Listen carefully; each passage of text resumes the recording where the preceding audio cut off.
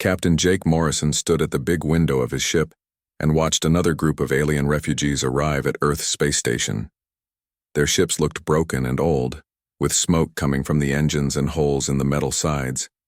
Jake had seen the same thing happen every week for the past 3 years. Different aliens, same story. They came to Earth because they had nowhere else to go. Jake turned away from the window and walked to his desk. The papers on it told a story that made his stomach feel sick. Earth was running out of space, food, and clean water. Human families were being moved out of their homes to make room for aliens. Human children were going to bed hungry because the food went to feed the refugees first.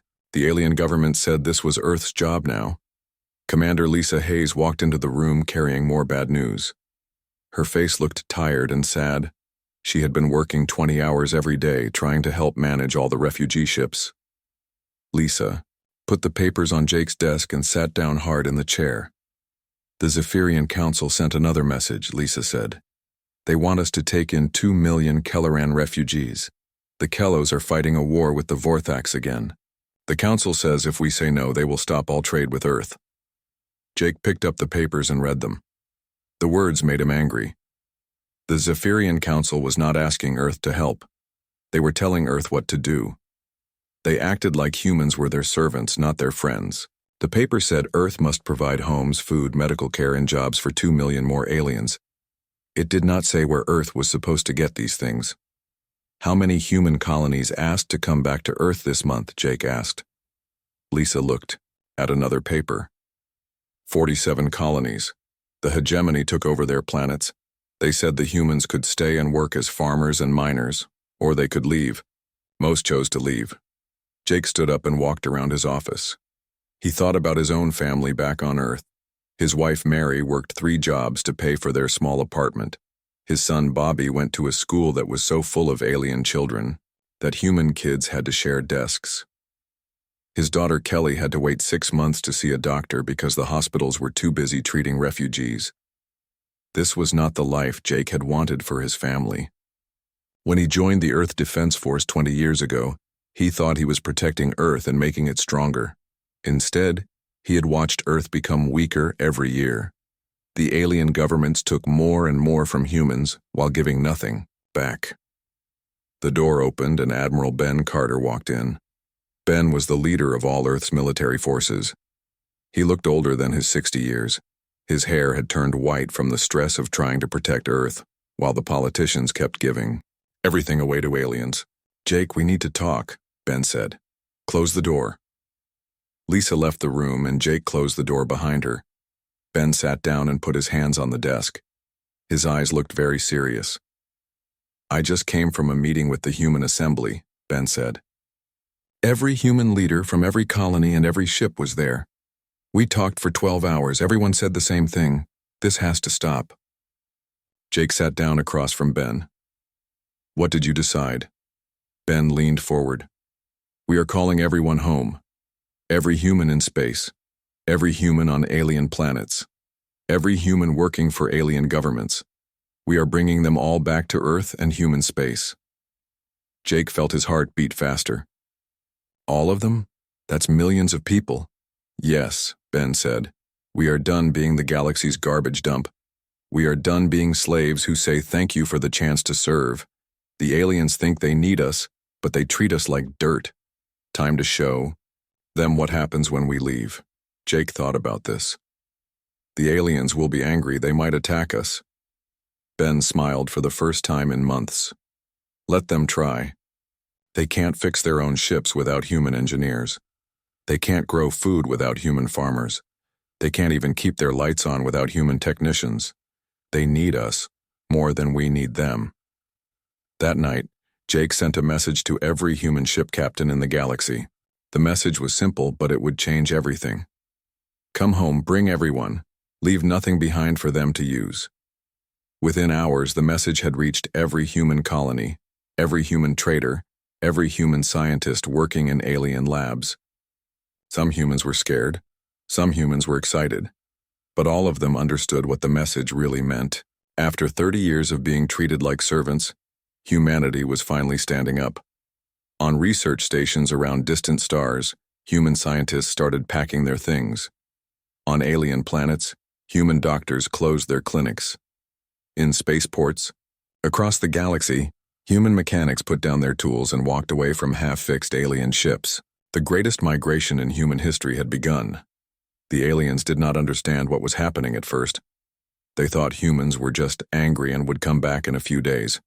The Zephyrian Council sent messages saying humans were acting like children. The Stellar Confederation said humans would regret this decision. The Thornian Science Collective laughed and said humans would be begging to come back within a week. They were all wrong. This time, humanity meant what they said. The age of human servitude was ending. The aliens just did not know it yet. But they would learn soon enough when their lights went out and their ships stopped working. When humanity said enough, the whole galaxy would feel it. Dr. Elena Rodriguez had worked on the Kepler research station for 15 years. The station floated in space around a distant planet, and it was home to scientists from many different alien races. Elena was the only human doctor on the station, but she was also the best doctor they had. She could fix problems that the alien doctors could not understand. When the message came from Earth telling all humans to come home, Elena was in the middle of surgery on a Thornian patient. The alien had been hurt in an accident, and Elena was the only one who knew how to save him. She finished the surgery and made sure the patient would be okay. Then she went to find the station commander. Commander Vexhal was a tall alien with blue skin and 4 arms. He had always been polite to Elena, but she knew he thought humans were not very smart. When Elena told him she was leaving, Vexhal made a sound that was like laughing. Humans always say they will leave when they get angry, Vexhal said. But you never do. You need us more than we need you. Where will you go? What will you do? We gave you jobs and taught you science. Elena looked at Vexhal and smiled. You taught us science? Who do you think figured out how to make your fusion reactors work better? Who solved the problem with your gravity generators? Who created the new medicine that saved 1,000 lives last month? Vexhal waved one of his hands. You helped, yes, but we could do those things without you. Then you will not mind if I leave, Elena said. 3 days later, Elena was gone. So were the other 12 humans who worked on the station. They took only their personal things and the research they had done themselves. They left behind all the alien technology, but they also left behind something more important. They left behind their knowledge. Dr. Rodriguez was not the only human leaving. All across the galaxy, humans were packing up and going home. Captain Steve Parker was flying his cargo ship to the Antarian mining colonies when he got the message. His ship was full of food and medical supplies that the miners needed to survive. Steve looked at his cargo hold and then at the message from Earth. Steve made a choice that surprised everyone. He opened the cargo bay doors and pushed all the supplies into space. Then he turned his ship around and headed back to Earth. The Antarian mining boss called him on the radio. You cannot leave, the alien boss shouted. Our people will die without those supplies. We have a contract. Steve looked at the contract on his computer screen. It said he would deliver the supplies for almost no money while taking all the risks of flying through dangerous space. The aliens got rich while humans did all the work. Contract is broken, Steve said into the radio. Find someone else to be your slave. The same thing was happening everywhere. On the planet Nexus Prime, human engineer Paul Grant was fixing the main power plant when his replacement arrived. Paul had been working for 36 hours straight to fix a problem that the alien engineers could not solve. The plant provided electricity for a city of 10 million aliens. Paul's replacement was his wife Susan, who had come to bring him the message from Earth. When Paul saw the message, he put down his tools and walked away from the power plant. The alien plant manager ran after him. You cannot leave now, the manager said. The plant will fail without you. The whole city will go dark. Paul stopped and turned around. Funny how you need me now. Yesterday you told me that humans were too stupid to understand real engineering. You said any alien could do my job better. I was wrong, the manager said. Please stay. We will pay you more money. Paul shook his head. Too late for that. You had 30 years to treat us right. You chose not to. Paul and Susan walked away, together. Behind them, the power plant started making strange noises. The alien engineers tried to fix it, but they did not understand how Paul had made it work. Within 6 hours, the lights went out all over the city. On Earth, Admiral Ben Carter was watching reports come in from all over the galaxy. Humans were leaving their jobs and coming home. Some aliens were angry. Some were scared. Many were starting to panic. The first real crisis happened on the planet Keller. The planet was mostly desert, and the only way people could live there was because humans had built machines to make water from the air. The machines were very complex and needed to be fixed often. Only humans knew how to fix them. When the human technicians left Keller, the water machines started breaking down. Within a week, the aliens on the planet were running out of water. The Kelleran government called Earth and begged for help. "Send back just 10 human technicians," the Kelleran leader said. "We will pay them anything they want." Admiral Carter listened to the message and then sent back a very short reply. No, the aliens tried to fix the water machines themselves, but they made the problems worse. Some machines exploded, others just stopped working completely. After 2 weeks, the Kelleran government had to start moving people off the planet. Similar problems were happening everywhere. On the trade station Omega Point, human mechanics had kept thousands of alien ships running. When the humans left, the ships started breaking down. The aliens could not fix them because they did not understand how human engineering worked. The Vorthak Empire had the biggest military in the galaxy, but their warships needed human-made parts to work properly. When human factories stopped making those parts, the mighty Vorthak fleet started falling apart. Their newest battleship had to be towed back to port when its engines failed. Dr. Helen Foster was one of the last humans to leave alien space. She had been Earth's ambassador to the Galactic Council for 8 years. The Council had treated her like a servant, not like a real ambassador. They made her wait outside while they made decisions about human colonies. They never asked what humans wanted. When Helen cleaned out her office, the Council secretary came to see her. The secretary was a creature that looked like a giant insect. He seemed nervous. "Ambassador Foster," the secretary said, "perhaps we can discuss this situation. The Council is willing to make some small changes to improve relations with humanity." Helen stopped packing and looked at the secretary. "Small changes? Like what?" "Well," the secretary said, "we could reduce the fees we charge for protecting human trade ships, maybe by 5%. Helen laughed, but it was not a happy sound. 5%? You charge us protection money like criminals, and you think 5% less makes it fair? The secretary moved his insect legs nervously. What do humans want? Helen closed her box of personal things and picked it up. We want to be treated like equals, not like servants. We want respect, not charity. We want partnership, not slavery. But that would change everything, the secretary said.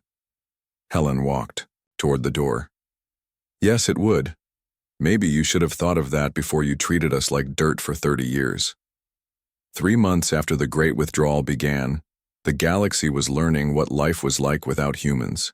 Trade routes that had worked for centuries were failing. Technology that seemed simple was breaking down because humans were not there to maintain it. Even basic things like growing food were becoming problems because humans had solved so many agricultural challenges that aliens had forgotten how hard farming really was. The great alien civilizations that had ruled the galaxy for thousands of years were discovering an uncomfortable truth. They needed humans much more than humans needed them.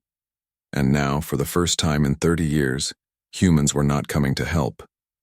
6 months had passed since humans started leaving alien space, and the galaxy was falling apart.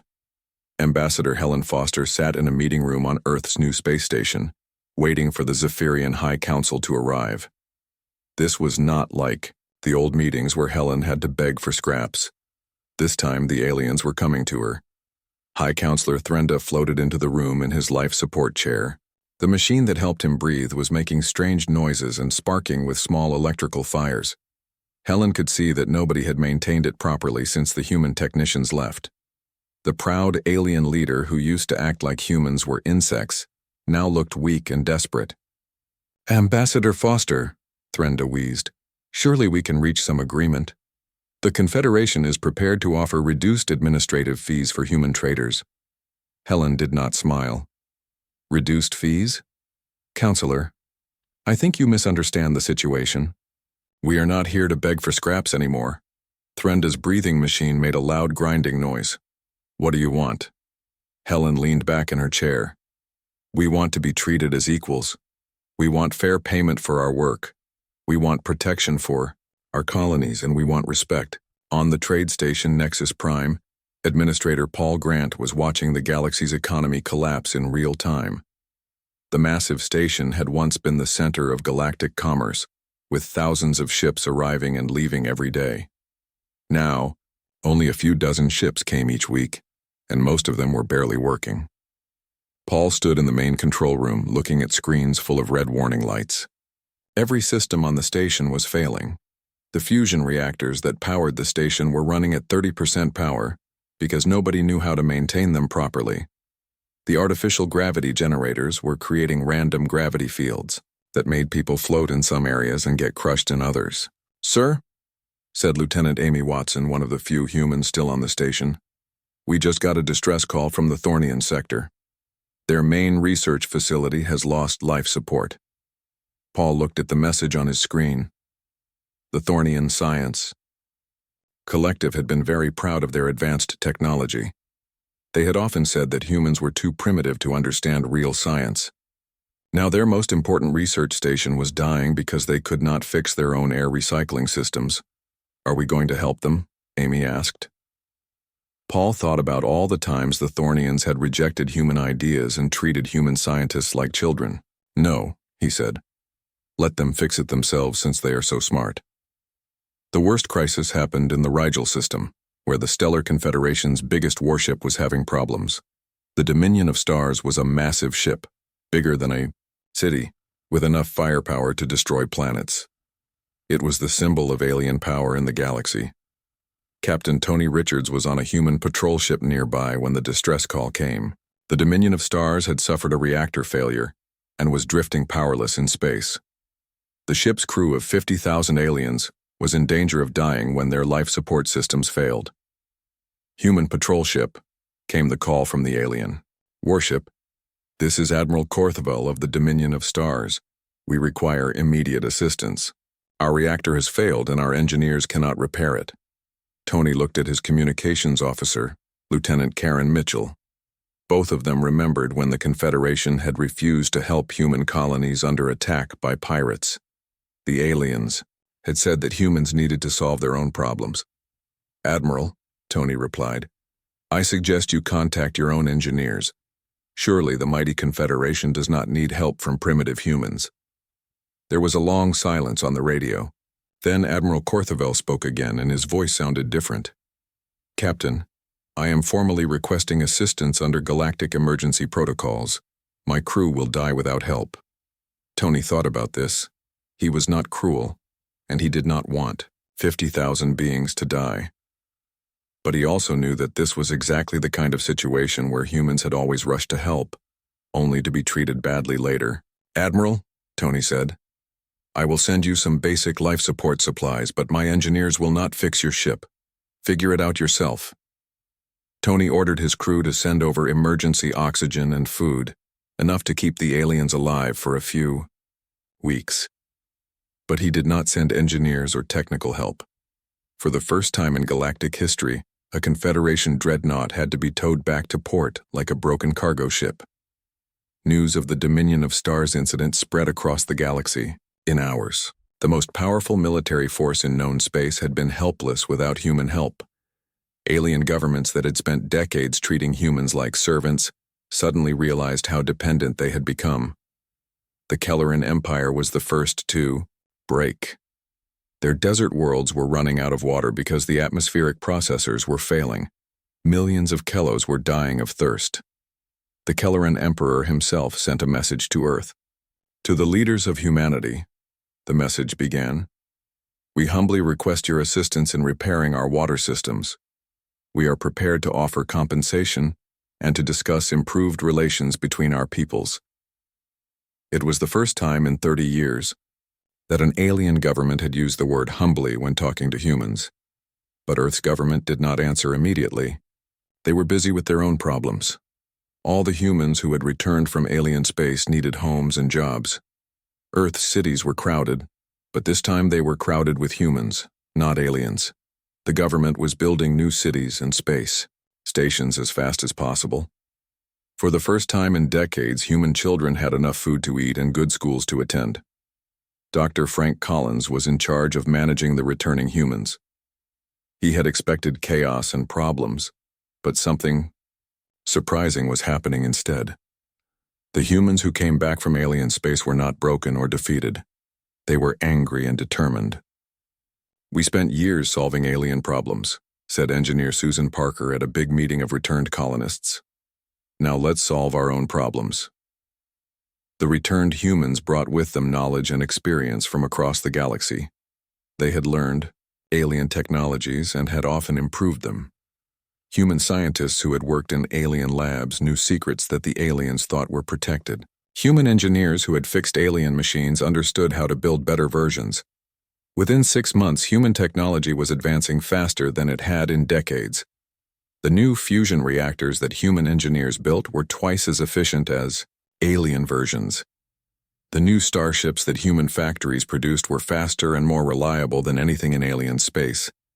But the most important change was in how humans thought about themselves. For 30 years, they had been taught that they were inferior to aliens, that they should be grateful for any help or attention from the great galactic civilizations. Now they were remembering that they were not inferior to anyone. As the first year of the Great Withdrawal ended, 12 alien governments sent desperate diplomatic messages to Earth. They were not demanding anything this time. They were not threatening trade sanctions or military action. They were asking, almost begging, for humans to come back. The stars were going silent, one system at a time. As alien technology failed and alien societies struggled to survive without human help, the great galactic civilizations were learning a lesson that would change the galaxy forever. Humans were not servants.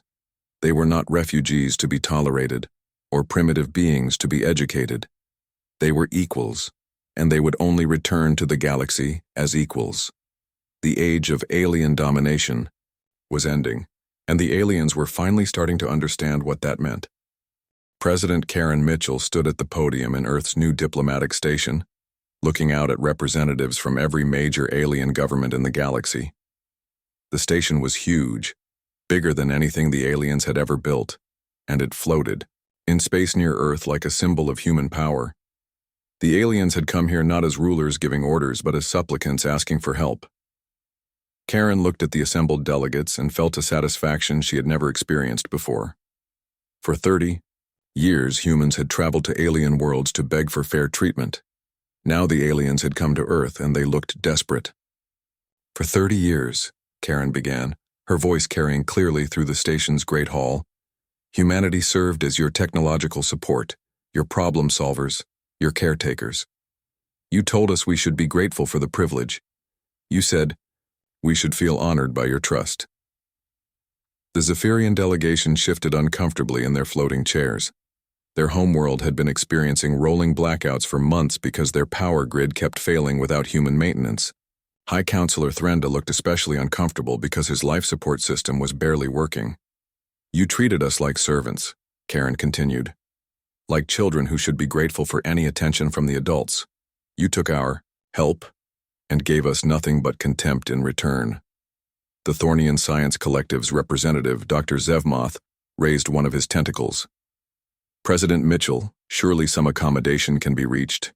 The galaxy needs human innovation and creativity," Karen smiled coldly. "The galaxy needs human innovation? 6 months ago, your science collective published a paper saying human research methods were too primitive for real science. What changed your mind?" Dr. Zevmoth's skin changed to a darker color, which meant he was embarrassed. "We may have been too hasty in our judgment."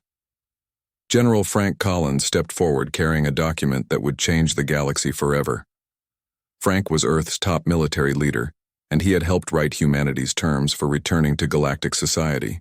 The terms were simple, fair, and completely non-negotiable. "We have spent the past year considering our relationship with the galactic community," Frank said. We have decided that we are willing to return to our roles as engineers, doctors, scientists, and innovators. But this time we return as equals, not as servants.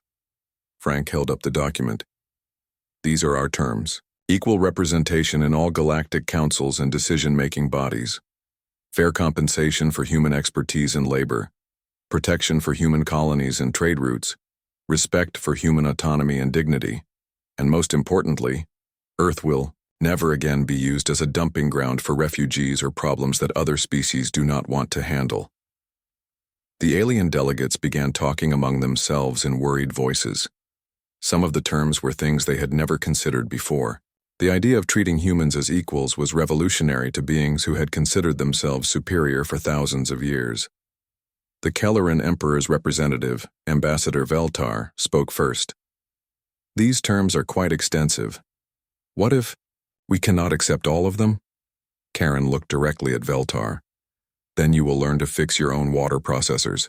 Your choice. This was not an idle threat. The Kelleran Empire was in serious trouble. Their desert worlds were running out of water because the atmospheric processors kept breaking down. Thousands of Kellos had already died of thirst, and millions more would die if the machines were not repaired soon.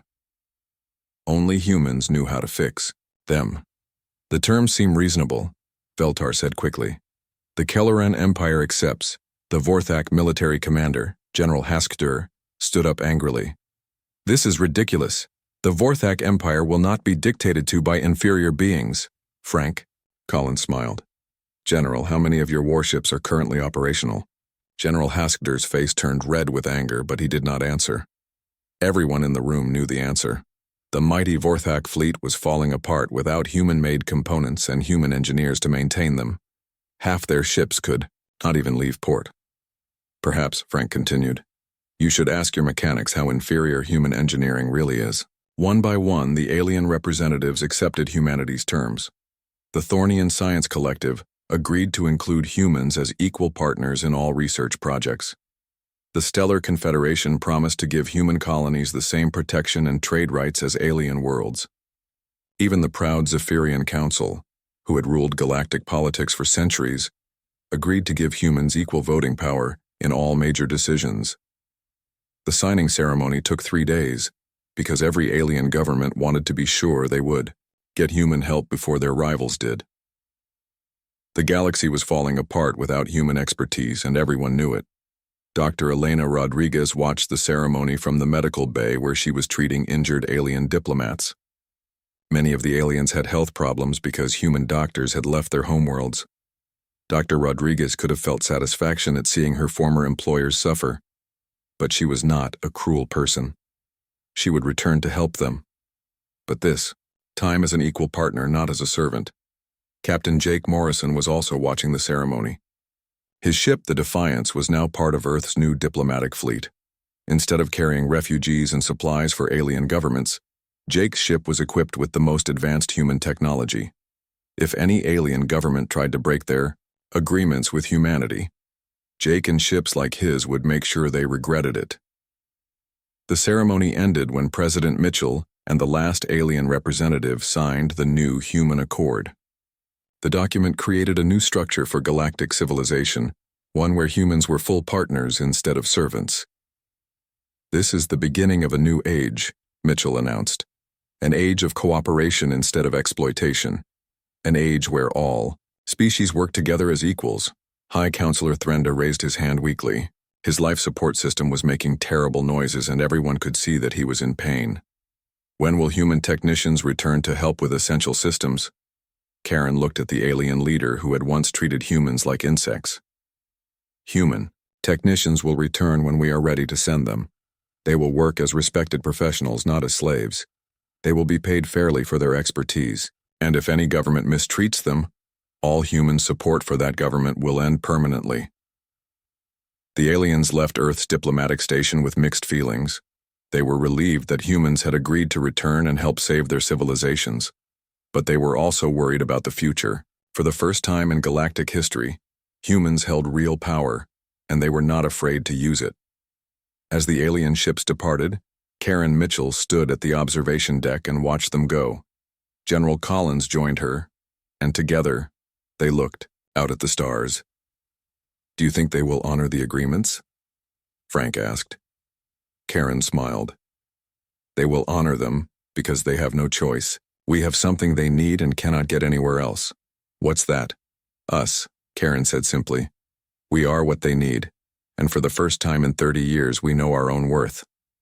The new human accord was more than just a treaty. It was a declaration that humanity would never again accept being treated as inferior. The age of human servitude was over, and the age of true galactic partnership was about to begin. 2 years after the new human accord was signed, Commander Tony Richards walked through the corridors of Harmony Station, the first truly integrated research facility in galactic history. The station orbited Earth like a small moon, and it was home to scientists from dozens of different species. But this time, humans and aliens worked together as equals. Tony stopped at an observation window and looked out at the busy space around Earth. Human ships flew alongside alien vessels, but the relationship between them had changed completely. Human captains no longer took orders from alien bureaucrats. Instead, they worked together on joint missions that benefited everyone. Dr. Amy Watson found Tony at the window and joined him in watching the ships. Amy was now the head of the station's new terraforming research division, where humans and aliens were working together to solve one of the galaxy's biggest problems: how to make dead planets suitable for life. "The Vorthak human engineering team just achieved another breakthrough," Amy told Tony. "They figured out how to terraform a planet in half the time it used to take." Tony smiled. "The same Vorthaks who used to say human engineering was primitive?" Amy laughed. "General Haskadur personally requested that human engineers lead the next terraforming project. He said human creativity was essential for solving complex problems." This kind of change was happening everywhere. The Thornian Science Collective, who had once dismissed human research methods, now insisted that every major project include human scientists. They had discovered that human intuition and willingness to try unusual approaches often led to breakthroughs that pure logic could not achieve. Ambassador Peter Jackson was in the station's main conference room, negotiating humanity's newest venture with representatives from 6 alien governments. The project was ambitious, creating the first planned multi-species colonies where humans and aliens would build new societies together from the beginning. The proposed colony on Kepler 438b would be home to humans, Thornians, and Kelos, Peter explained. Each species would contribute their expertise to create something none of us could build alone. The Kelleran representative, who was the same, Ambassador Veltar, who had accepted humanity's terms 2 years earlier, nodded enthusiastically. The Kelleran Empire is very interested in this project. Human water management technology combined with Kelleran desert agriculture could make this world highly productive. Peter looked around the table at the alien representatives. All of them were treating him with respect and genuine interest. It was a far cry from the old days when human ambassadors had to wait in hallways, while aliens made decisions about human colonies. The biggest change was visible in the relationship between Dr. Elena Rodriguez and High Counselor Threnda. Elena had returned to medical practice, but now she ran a joint human-Zephyrian medical research center. Threnda, whose life support system had been repaired by human technicians, had become one of humanity's strongest advocates in the Galactic Council. "Dr. Rodriguez," Threnda said during their weekly meeting, "the new treatment protocols your team developed have saved thousands of lives across 12 star systems. The galaxy is fortunate to have human medical expertise." Elena smiled at the alien leader who had once thought humans were inferior. "We are fortunate to have alien knowledge as well. The Zephyrian understanding of cellular regeneration has helped us cure diseases that plagued humans for centuries." This was the real success of the new human accord. It was not just that humans were being treated better, though they were. It was that the combination of human and alien knowledge was creating advances that neither side could have achieved alone. Captain Jake Morrison was now in charge of the joint human-alien patrol fleet that protected trade routes throughout the galaxy. His ship, the Defiance, flew with vessels from a dozen different species all working together to keep space safe for everyone. "Captain," His communications officer called out, "We are receiving a distress call from a Vorthak cargo ship. They are under attack by pirates near the Rigel system." Jake nodded. "Set course for Rigel. Signal the Thornian cruiser Wisdom of Ages and the Kelleran destroyer Sandwind. Tell them we have a joint rescue mission." This was another major change. Under the old system, each species protected only their own ships. Pirates had thrived because they could attack alien vessels without worrying about retaliation from other species. Now, an attack on any ship was considered an attack on all ships. The pirates were discovering that crime did not pay when the entire galaxy was working together. The rescue mission was a complete success. Jake's human ship provided speed and maneuverability, the Thornian cruiser contributed superior sensors and communications, and the Kelleran destroyer brought heavy firepower. The pirates were captured and the cargo ship was saved, but the most important change was happening on Earth itself. The planet that had once been overcrowded with refugees was now thriving. Human children attended schools that were among the best in the galaxy. Human families lived in comfortable homes with plenty of food and clean water. Earth's cities were beautiful and well-planned, with parks and museums that attracted visitors from across the stars. President Karen Mitchell stood in her office, looking out at the cityscape of New Geneva, Earth's capital. The city was a model of what could be achieved when different species worked together as equals. Human architects had designed buildings that were both beautiful and practical. Alien environmental engineers had created air and water purification systems that kept the city clean. Together they had built something wonderful. General Frank Collins joined Karen at the window. "The latest reports are in," he said. "Galactic trade is up 40% from pre-accord levels. Technological advancement is proceeding at the fastest rate in recorded history. And most importantly, there have been no major conflicts between species in over a year." Karen nodded. "The galaxy is more peaceful and prosperous than it has ever been. All because we finally learned to work together as equals," Frank said. That evening, Karen attended a dinner party at the Zephyrian embassy. The same High Counselor, Threnda, who had once treated humans as servants, was now hosting human leaders as honored guests. During the dinner, Threnda raised his glass for a toast. "To the day humanity said enough," Threnda declared. "It was the day that changed everything, for the better." Karen raised her own glass. "To the day the galaxy learned to listen." Around the dinner table, humans and aliens laughed and talked together as friends and partners. Children of different species played together in the embassy garden. Scientists shared ideas that would lead to new discoveries. Artists collaborated on works that expressed the beauty of diversity and cooperation. Outside the embassy windows, the lights of New Geneva twinkled like stars. Ships from dozens of worlds came and went from the spaceport, bringing trade goods, knowledge, and friendship. The galaxy hummed with activity and prosperity.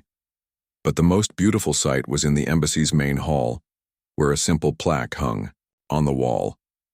It contained the words that had changed everything. When humanity said enough, the universe listened. In that listening, all civilizations discovered the infinite possibilities that emerge when different minds work together as equals.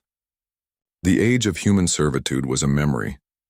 The age of galactic partnership had flourished beyond anyone's dreams.